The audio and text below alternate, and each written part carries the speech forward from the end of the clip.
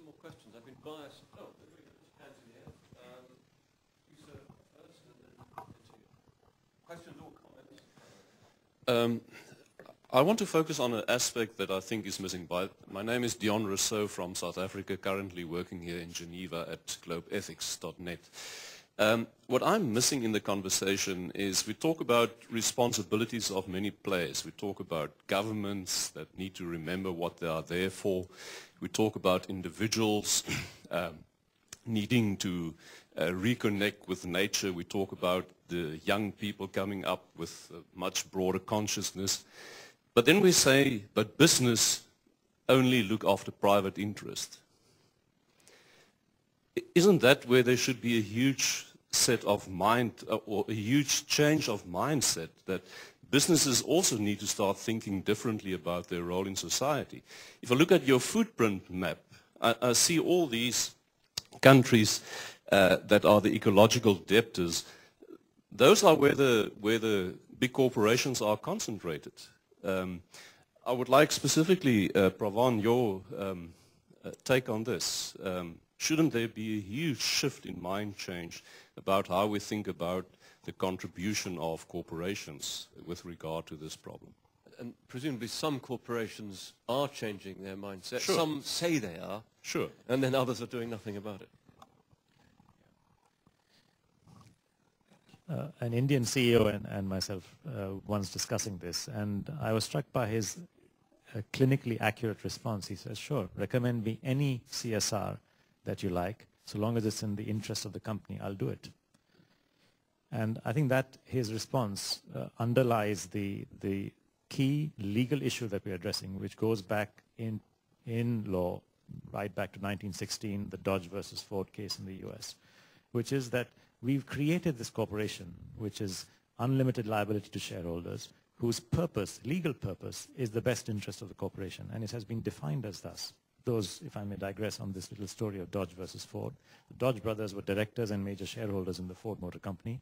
Henry Ford, in his wisdom, decided that his company making Model Ts was making too much money, decided unilaterally to reduce the price of the car, because he said the purpose of my company is not to create supernormal profits.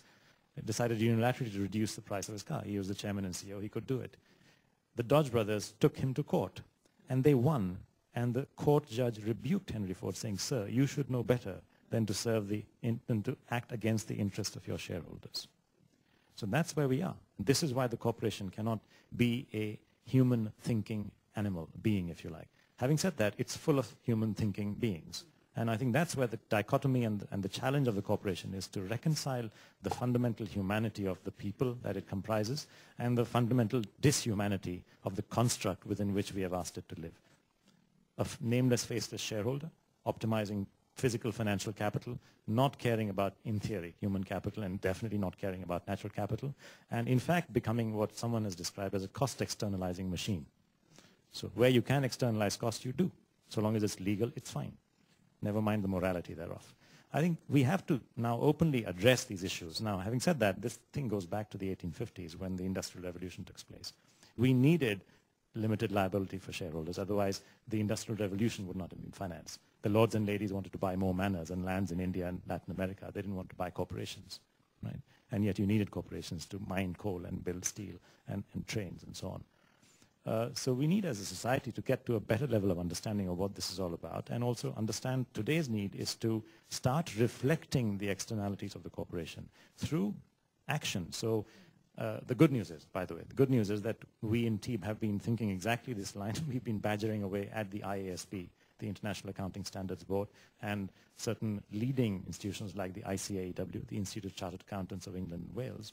And would you believe both these august institutions actually believe that we are talking sense, and we are in a dialogue, and we are working towards what can be done to, through TEEB, prepare calculated measures of how a corporate's externality should be reflected, not in some glossy little CSR statement which comes at a different time of the year when everyone's on leave, but actually in its annual accounts, published together in the annual accounts as an annexure. Thank you very much. A question there, please, if we can get the mic. You got it? My name is Happy Kambula. I'm from South Africa. As from civil society, I would like to say something I've already said. it would rather be better if corporations would conduct their businesses on the International Bill of Rights. You know, it would help if they would align themselves with the green rights. That would help a lot. But my question is twofold with time and the approach which we use in addressing such matters. The problem with what I see is that I work at grassroots level with the youth, with children, with old people in general in rural areas. The problem that we have is that when we preach or when we give them such information, it is too philosophical, it's too technical. And the technicality of this information to them, they can understand it, yes, if only they were given the practical measures which they can use. Now, what I would like is that, can you please rather give us measures which are more practical for people who are civil society to use? Because the problem, the thing is, it's always been in history that change comes from the bottom up. You know, the French Revolution, the apartheid, anything that ever happened, is just, it comes from bottom up. You know, so if you could give us more measures, forget resources, forget the finances, just measures, you know, which are practical, anyone can use within their means to actually address such matters, because climate change is everyone's problem. You know, we see it all the time. You know, another thing is the time frame. You know, we always speak about the future as you are addressing, and we always speak about now. Is it not better, as you said, that we should think about now, but yes, implement it in our education systems? Because what we find is that in South Africa, or in some cases when I go overseas when I'm studying, is that I don't have anything that will tell me about climate change in the future, or how I can impact the future, what I'm doing right now. How can we implement climate change as a facet of each and every subject which we have, as in law, as in medicine, as in engineering, you know, something like that. Thank you. Yeah, thank you very much indeed. Well, Julia, do you want to come back? And obviously education is a big theme for you.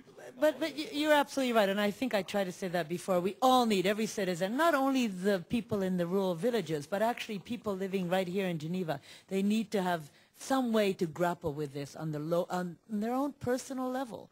So the kind of tools, and I was talking to you about how we work with the local communities on looking after the watershed or the river flows. It's not just some government official looking after water or the environment minister who's way too isolated. That was a very good point. But it's actually those farmers who can decide together who uses what amount and when. Those are really practical things. But we really need, I think this is a very good point, everyone needs a way to contribute to this, because I don't think people are all that bad. And you're absolutely right. Even those corporate heads aren't evil people. They would like to know. We need to do much more about this, I think. Maybe you've got some ideas of the kinds of messages that you give to the rural people. That's great. Thank you very much. And this is a last point from Martin.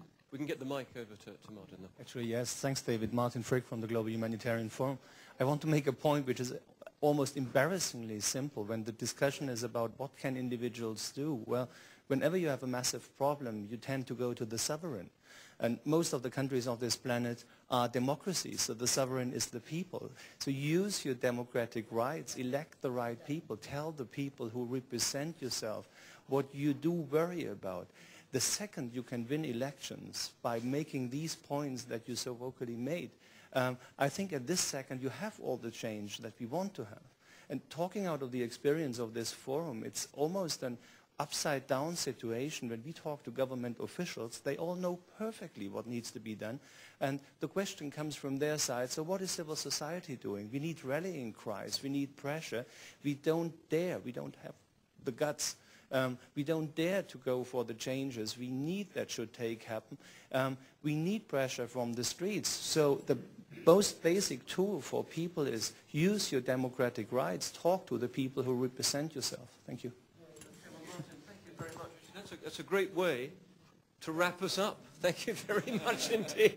I was going to say something like that, but you've said it for me. So that's, I'd like to ask everyone here to join me in thanking our panelists for a great Thank you for your comments and questions. It's been great fun. Good luck, and thank you very much.